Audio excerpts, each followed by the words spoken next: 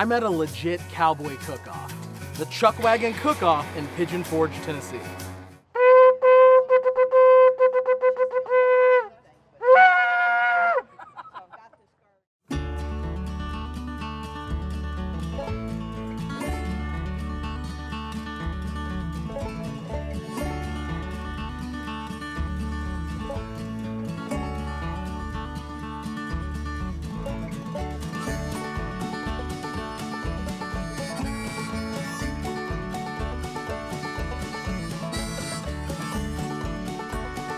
What we got going on over here? We got a pot of cowboy coffee here. Cowboy coffee. So what's so special about cowboy coffee? Well, we just boil the water, dump the grains in there, and let it boil. When it's done boiling, take a cup of water, cold water, pour down the middle, settle the grains down at the bottom. Pour me up. We got a little bit of coffee, and then I noticed on the table, Courage, liquid courage. liquid courage. Let's get a little bit more in there. Get after it, it's all yours. Thank you, Todd. There you go. Cowboy coffee. All right, I'm back. All right, let's go. Let's cook some shit.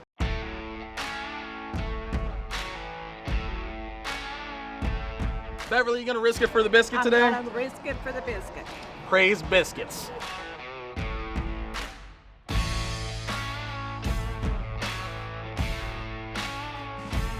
We're making a jalapeno cornbread. Okay. We've got bacon, jalapenos. Bacon, jalapenos, and some of the workers that were on the trail, they would take seeds with them and drop them at their different stops. So when they came by next time, they had peppers there to use already.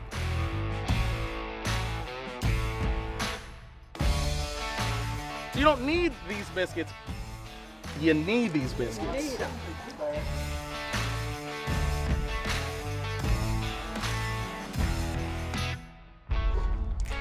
Shut the front door. Oh boy, we got beans. Todd, what is in these beans?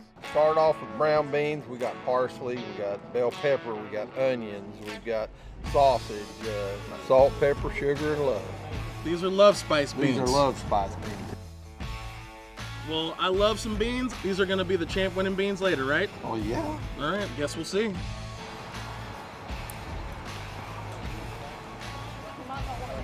A little bit of pork belly in there. Obviously that stock is rolling from all of that pork skin. We got the fat, paprika, salt. Definitely, like they said, there's some love. Because with the Chuck Wagon and being on the trail, there's not really gonna be a lot of ingredients that they could use. Like everything would have to be in the tin. Everything was gonna have to be, preserved. Those are some mean beans.